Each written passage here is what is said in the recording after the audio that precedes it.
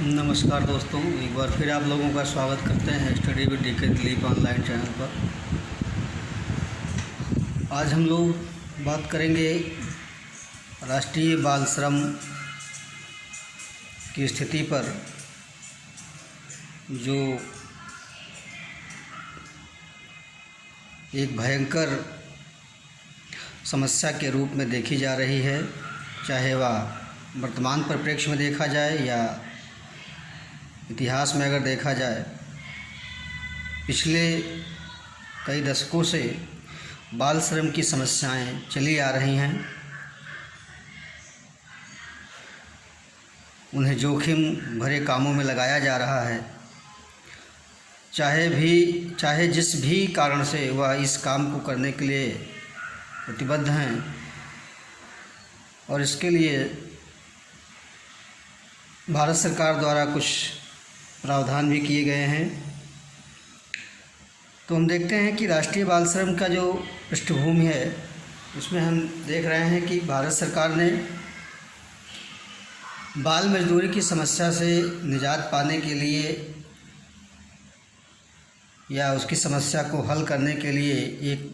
समिति का गठन किया, और उस समिति का नाम था गुरुपाद स्वामी समिति। जैसा कि आप लोग देख रहे हैं, गुरुपाद स्वामी समिति को गठित किया गया बाल श्रम के समस्या से निजात पाने के लिए, एक उपाय बताने के लिए। और इस समिति ने विस्तार से अध्ययन किया और देखा कि खतरनाक क्षेत्रों में बाल मजदूरी पर प्रतिबंध लगाने की सिफारिश की गई, और इसी आधार पर बाल मजदूरी अधिनियम 1986 को लागू किया गया था। तो कहने का मतलब यह है कि बाल मजदूरी पर जो प्रतिबंध लगाने की सिफारिश गुरुपाद स्वामी समिति ने किया, इसी के आधार पर बाल मजदूरी अधिनियम 1986 को लागू किया गया था, और इसके द्वारा कुछ विशेष खतरनाक व्यवसायों व प्रक्रियाओं में बच्चों के रोजगार पर रोक लगाई जाने की बात की गई थी इस बाल मजदूरी अधिनियम के द्वारा। तो अगर यूँ कहें कि राष्ट्रीय बाल श्रम किस समिति के द्वारा जो है शुरू किया गया, तो गुरुपाद स्वामी समिति की अनुशंसा पर या गुरुपाद स्वामी समिति के अध्ययन से यह पता लगा कि खतरनाक क्षेत्रों में बाल मजदूरी पर प्रतिबंध लगाया जाना चाहिए, और उसी के आधार पर बाल मजदूरी अधिनियम 1986 को लागू किया गया। दोस्तों, बाल मजदूरी एक ऐसी समस्या है जो प्रत्येक युगों में, प्रत्येक समाज में किसी न किसी रूप में विद्यमान रही है, लेकिन आज के परिवेश में, आज के औद्योगिकीकरण युग में यह समस्या अत्यधिक भयंकर रूप ले ली है। चाहे वह विकसित देश हों या विकासशील देश हों, यह बाल श्रम प्रथा जो है किसी भी राष्ट्र की अर्थव्यवस्था पर बोझ है, मानवता पर कलंक है, और उन बच्चों के लिए अभिशाप है जो उस बाल श्रम को झेल रहे हैं। तो कुछ ऐसे वर्ग हैं, कुछ ऐसे विशिष्ट जन हैं जो इस अभिशाप रूपी या बाल श्रम अभिशाप रूपी बोझ को सारे विश्व में लगातार शोषण के द्वारा जो है शोषण किया जा रहा है बच्चों का। अगर हम इसके कारण को देखें तो इसके कुछ मुख्य कारण हो सकते हैं जो बाल श्रम के लिए या बाल मजदूरी के लिए बच्चे मजबूर होते हैं, चाहे वह पारिवारिक समस्याएं हों, चाहे वह निर्धनता हो, गरीबी हो। तो इस प्रकार हम देख रहे हैं कि जो भी कारण मिल रहे हैं उनमें से निर्धनता है, परिवार में बड़ा आकार है। परिवार में बड़ा आकार होने से बच्चों की उपेक्षाएं होने लगती हैं, सारे बच्चों का एक साथ एक समान जो है देखभाल नहीं हो पाता है। इसके अलावा भेदभाव है, चाहे बालक को लेकर के भेदभाव हो, बालिका को लेकर के भेदभाव हो, और कहीं न कहीं भूख, गरीबी या शिक्षा ना मिल पाना, अर्थात अशिक्षित क्षेत्रों में भी बाल मजदूरी के परिणाम जो है देखने को मिल रहे हैं। और इसी के दृष्टिकोण को देखते हुए एक बाल मजदूरी नीति तैयार की गई, राष्ट्रीय बाल मजदूरी नीति 1987 में तैयार की गई, और इसी के अगले सेगमेंट में ये अंतर्राष्ट्रीय बाल श्रम उन्मूलन कार्यक्रम के सहमति पत्र पर हस्ताक्षर किया भारत सरकार ने 1992 में, और इसके साथ साथ श्रम मंत्रालय, शिक्षा विभाग व संयुक्त राज्य अमेरिका के तकनीकी सहयोग से राष्ट्रीय बाल श्रम परियोजना की शुरुआत की गई। तो हम अगर देख रहे हैं कि राष्ट्रीय बाल श्रम परियोजना की शुरुआत 1992 में की गई और इसके साथ जो है श्रम मंत्रालय, शिक्षा विभाग और संयुक्त राज्य अमेरिका का तकनीकी सहयोग के द्वारा इस परियोजना को शुरू किया गया। तो हम देख रहे हैं कि पृष्ठभूमि गुरुपाद स्वामी समिति के अनुसार इसकी बनी। बच्चों को खतरनाक क्षेत्रों से हटाया जाए और उसके लिए बाल मजदूरी अधिनियम आया 1986 में। उसके बाद वर्ष 1987 में राष्ट्रीय बाल मजदूरी नीति तैयार की गई। अब इस नीति के द्वारा जो है अंतर्राष्ट्रीय बाल श्रम उन्मूलन कार्यक्रम के सहमति पत्र पर भारत ने हस्ताक्षर किया और 1992 में राष्ट्रीय बाल श्रम परियोजना की शुरुआत की गई। अब इसके बाद हम देख रहे हैं कि इसके उद्देश्य क्या क्या हैं राष्ट्रीय बाल श्रम को लेकर के। तो हम इसकी चर्चा कर लेते हैं कि राष्ट्रीय बाल श्रम का उद्देश्य क्या रखा जाए या इस परियोजना का क्या उद्देश्य है, क्यों लाया गया राष्ट्रीय बाल श्रम। तो हम देख रहे हैं कि जो पहला उद्देश्य है राष्ट्रीय बाल श्रम उन्मूलन परियोजना का, वह है जोखिम वाले उद्योगों में काम करने वाले बच्चों की पहचान करना और इन उद्योगों से किशोर किशोरियों को हटाना अथवा मुक्त करना। तो पहला उद्देश्य यह है कि जो जोखिम वाले उद्योग हैं या जो भी काम धंधे हैं जहाँ पर जोखिम ज़्यादा है, ऐसे क्षेत्रों के बच्चों की पहचान किया जाए, कौन कौन से बच्चे वहाँ पर काम कर रहे हैं, उनको वहाँ से हटाया जाए, उन्हें मुक्त कराया जाए, ऐसे बच्चों की पहचान करके। और दूसरा है जो बच्चे मुक्त किए जा रहे हैं, हटाए जा रहे हैं, उनको शैक्षणिक या व्यावसायिक प्रशिक्षण प्रदान किया जाए ताकि वह सार्थक व अच्छी शिक्षा प्रदान या प्राप्त कर सकें। तो कहने का मतलब यह है कि उन्हें ऐसे क्षेत्रों से हटाया जाए और उनका पहचान किया जाए, उन्हें व्यावसायिक शैक्षिक रूप में प्रशिक्षित किया जाए, सार्थक शिक्षा दी जाए और इसके अलावा लोगों व समाज में बाल श्रम के प्रति होने वाले दुष्प्रभावों को बताया जाए, उन्हें जागरूक कराया जाए ताकि वह अपने बच्चों को, अपने समाज को एक उचित दिशा दे सकें, ताकि कोई बच्चा जो है बाल श्रम के लिए मजबूर ना हो। और उसके प्रति जो है अभिभावकों की भी जिम्मेदारी है कि उन्हें जागरूक किया जाए, अभिभावकों को भी जागरूक किया जाए, समाज में बताया जाए कि बाल श्रम एक अपराध है। और इसके अलावा अगर हम संवैधानिक प्रावधानों को देखें कि राष्ट्रीय बाल श्रम नीति में कौन कौन से संवैधानिक प्रावधान हैं या मुख्य घटक क्या हैं, तो हम देख रहे हैं कि कानूनी कार्य योजना के अंतर्गत विभिन्न श्रम कानूनों के अंतर्गत बाल श्रम से संबंधित कानूनों प्रावधानों को कठोरतापूर्वक व प्रभावी ढंग से लागू किए जाएं, यह कानूनी कार्य योजना के अंतर्गत रखा गया। और इसी के तहत ही अगर हम संविधान में देखें तो अनुच्छेद 24 में कारखानों, खानों आदि में बालकों के नियोजन पर प्रतिबंध लगाया गया है। अर्थात जो फंडामेंटल राइट है, उस फंडामेंटल राइट में अनुच्छेद 24 के द्वारा बच्चों को कारखानों में प्रतिबंध लगाया जा रहा है जिनकी आयु 14 वर्ष से कम है और उन्हें वहां जाने से प्रतिबंधित किया गया है, ऐसा संविधान में वर्णित है। इसके अलावा अगर कुछ ऐसे क्षेत्र हैं जो घरेलू नौकर के रूप में रखे जाते हैं तो उस पर भी काम किया सरकार ने 2006 में, और ये कहा कि दुकानों, रेस्तरां, होटलों, मॉलों आदि में आप इसे नहीं रख सकते हैं जिनकी आयु क्या है 14 वर्ष से कम है। तो इस प्रकार हम देख रहे हैं कि कानूनी कार्य योजना के अंतर्गत जो है संबंधित कानूनों को लागू किया गया, कठोरतापूर्वक प्रभावी ढंग से लागू किया गया। 24 में जो है अनुच्छेद 24 में भी बात कही गई। 2006 में घरेलू नौकर के रूप में भी मनाही की गई कि आप घरेलू नौकर के रूप में भी नहीं रख सकते हैं। इसके बाद अगर हम अगले पॉइंट को देखें तो सामान्य विकास कार्यक्रम पर ध्यान देना जहाँ तक संभव हो, अर्थात जो भी सामान्य विकास कार्यक्रम है उन बच्चों के लिए उन्हें विभिन्न मंत्रालयों, विभागों द्वारा बाल श्रमिक कल्याण में चलाए जा रहे कार्यक्रमों का उपयोग कराया जाए।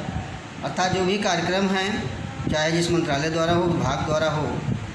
वह श्रमिक कल्याण में चलाए जा रहे उनका उपयोग कराया जाए। और जिन क्षेत्रों में बाल श्रमिकों का प्रभाव अधिक है उन क्षेत्रों में कार्यरत बच्चों के लिए योजनाएँ बनाई जाएँ। अर्थात जहाँ पर बाल श्रमिकों का प्रभाव अधिक है, जहाँ बाल श्रमिक ज़्यादा हैं, उन क्षेत्रों में योजना बनाई जाए ताकि उनको उस क्षेत्र से निकाला जाए। इस प्रकार हमने देखा कि जो प्रावधान थे, मुख्य घटक थे इसके। अब हम देख रहे हैं कि भारत में बाल श्रम की दशा क्या है।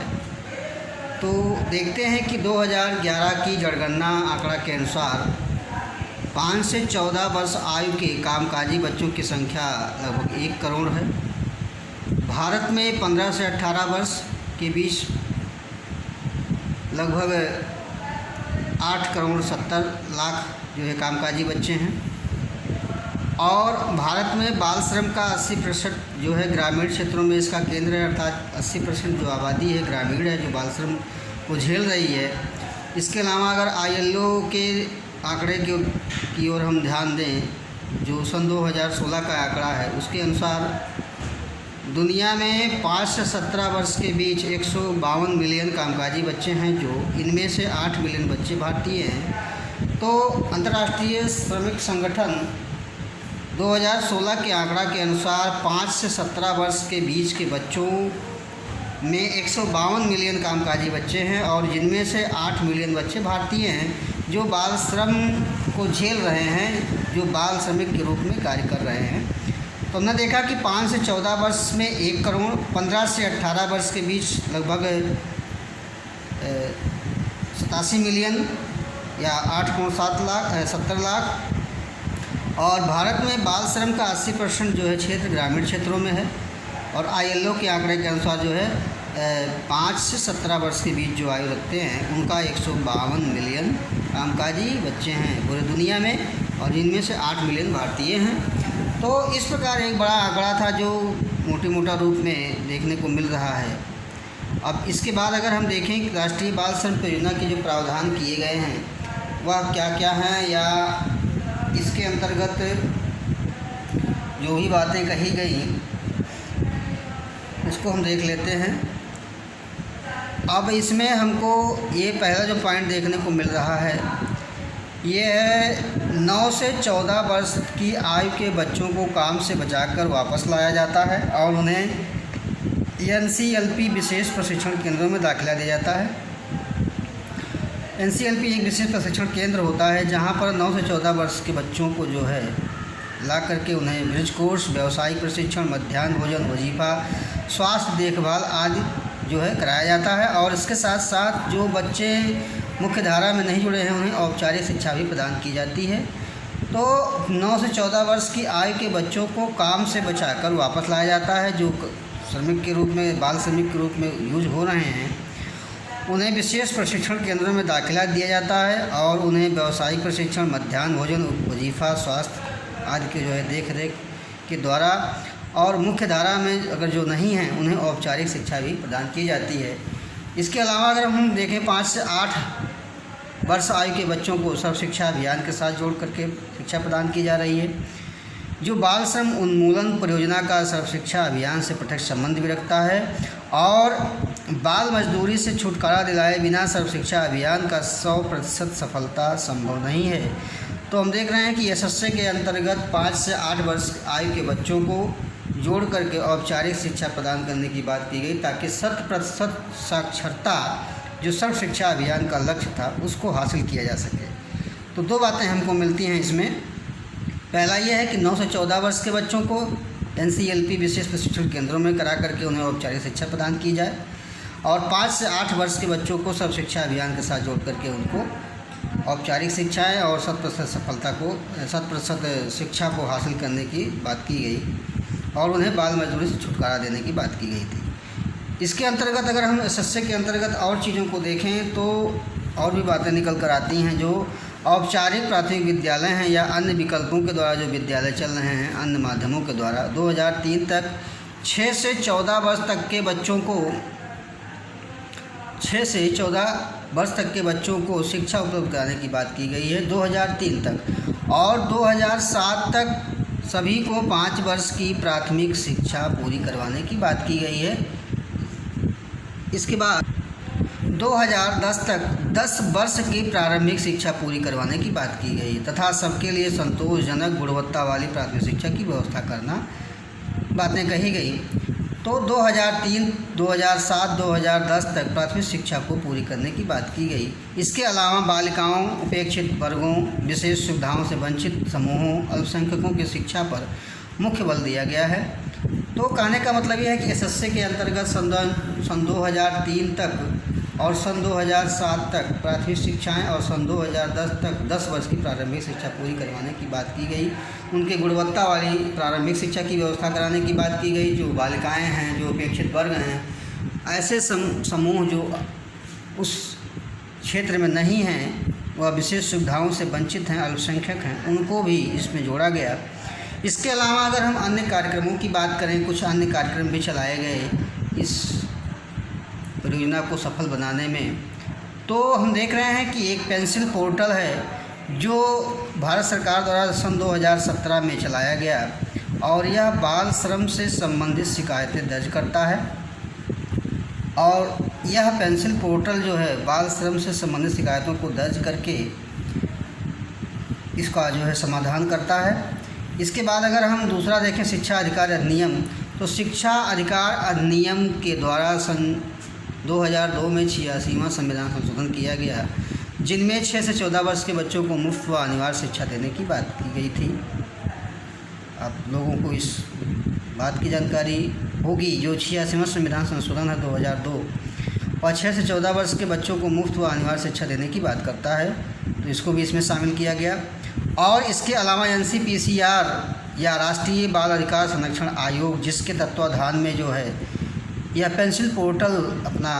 शिकायत दर्ज करता है, अर्थात जो राष्ट्रीय बाल अधिकार संरक्षण आयोग है, इसी को ही पेंसिल पोर्टल के माध्यम से सूचित किया जाता है कि यहाँ पर बाल श्रम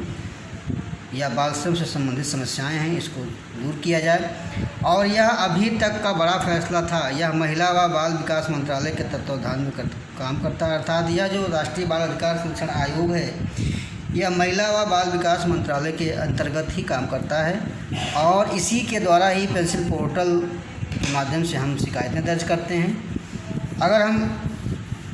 अगला देखें तो इसमें एक जो बड़ा अंतर्राष्ट्रीय समझौता है, जिसको हम अंतर्राष्ट्रीय श्रम संगठन समझौता 138 और 182 के बारे में चर्चा करेंगे। इसे हम अंतर्राष्ट्रीय श्रम संगठन समझौता 138 और अंतर्राष्ट्रीय श्रम संगठन समझौता 182, ये दोनों जो है जून 2017 में भारत के द्वारा हस्ताक्षर किया गया था। और इसमें कहा गया 138 में, यानी अंतर्राष्ट्रीय श्रम संगठन समझौता 138 में कहा गया कि श्रम करने की आयु सीमा निश्चित की जानी चाहिए, सिवाय हल्के काम व कलात्मक प्रदर्शन के। तो कहने का मतलब ये है कि अंतर्राष्ट्रीय श्रम संगठन समझौता जो किया गया 2017 जून में भारत के द्वारा, उसमें श्रम करने की आयु सीमा जो है निश्चित करने की बात की गई कि कुछ आयु के बच्चों को ही इस क्षेत्र में लाया जाए, और इसके सिवाय जो है अगर कोई हल्के काम है, कोई कलात्मक प्रदर्शन की बात है, तो वो बच्चा जो है कर सकता है। इसके अलावा अगर हम दूसरे संगठन समझौते की बात करें, 182 का जो नियम है, उसमें भी जो है भारत ने 2017 जून में ही अपना हस्ताक्षर किया था। इसके अंतर्गत ये कहा गया कि बाल श्रम के सबसे बुरे रूपों के रूप में निषेध व उन्मूलन का प्रावधान, अर्थात कहने का मतलब ये है कि जो बुरा से बुरा कार्य है या जघन्य जो अपराध है बाल श्रम को लेकर के, उसके उन्मूलन की बात की गई अंतर्राष्ट्रीय श्रम संगठन समझौता 182 के द्वारा। और इसमें कुछ बातों को शामिल किया गया, जिनमें है दास्ता, आप दास नहीं बना सकते हैं, मजबूरी वाला श्रम, किसी को मजबूर करके आप श्रम नहीं करा सकते हैं, तस्करी नहीं कर सकते हैं, सशस्त्र संघर्ष में भाग लेने के लिए बच्चों को नहीं बुला सकते हैं कि चलिए जो है ज़बरदस्ती किसी के साथ सशस्त्र संघर्ष करिए, वेश्यावृत्ति आप नहीं कर सकते हैं, अश्लील साहित्यों के बारे में नहीं आप बात कर सकते हैं, अवैध गतिविधियाँ जैसे मादक पदार्थों की तस्करी नहीं कर सकते हैं, आदि कार्य न करने का जो प्रावधान किया गया था। अर्थात कहने का मतलब है कि दास्ता से मुक्ति, मजबूरी वाला श्रम नहीं कराएंगे, तस्करी नहीं कराएंगे, वेश्यावृत्ति नहीं कराएंगे, अश्लील साहित्य वगैरह हम उसको नहीं जो है प्रोवाइड कराएंगे। तो इस प्रकार से हम देख रहे हैं कि अंतर्राष्ट्रीय श्रम संगठन समझौता 138 में आयु सीमा निर्धारण की बात की गई, और 182 में उन बुरे रूपों के रूप में जो बाल श्रम के बुरे रूप हैं या फंक्शन जो बाल श्रम के हैं, उनमें दास्ता, मजबूरी है, वेश्यावृत्ति है, अश्लील हरकतें हैं, ये सब आप जो है नहीं कर सकते हैं। अगर हम इसके प्रभाव को देखें, इसके क्या क्या प्रभाव हैं, तो इसको भी चर्चा कर लेते हैं। तो सन 2018-19 के दौरान राष्ट्रीय बाल श्रम परियोजना के तहत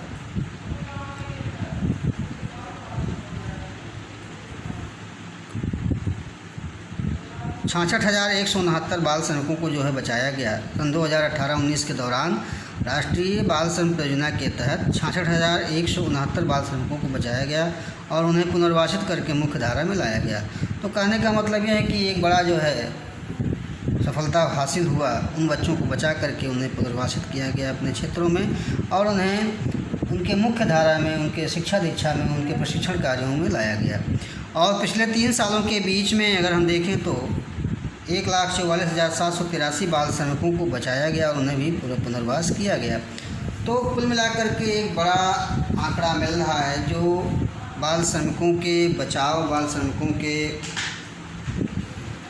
संरक्षण की बात का प्रभाव के रूप में हमें देखने को मिल रहा है, जो इस योजना का सफलतापूर्वक क्रियान्वयन किया जा रहा है। अब इसको अगर हम मोटा रूप में देखें तो बाल श्रम जो है 1979 में गुरुपाद स्वामी समिति के आधार पर जो है इसको प्रतिबंध लगाने की सिफारिश की गई थी और इसी के आधार पर ही बाल मजदूरी अधिनियम 1986 लागू किया गया था। इसके बाद अगर हम अगले सेगमेंट में जाएं तो 1987 में राष्ट्रीय बाल मजदूरी नीति तैयार की गई और उसके आधार पर ही 1992 में राष्ट्रीय बाल श्रम परियोजना की शुरुआत की गई। अब अगर उद्देश्यों की हम बात करें तो ऐसे जोखिम भरे क्षेत्र जहां पर बच्चों को रखा गया है उनको वहां से निकाला जाए, मुक्त किया जाए और मुक्त करके उनको व्यावसायिक शैक्षिक प्रशिक्षण दिए जाएं और ऐसे अभिभावकों को, समाजों को जागृत किया जाए, उन्हें जागरूक किया जाए ताकि वह ऐसे क्षेत्रों में अपने बच्चों को ना जाने दें।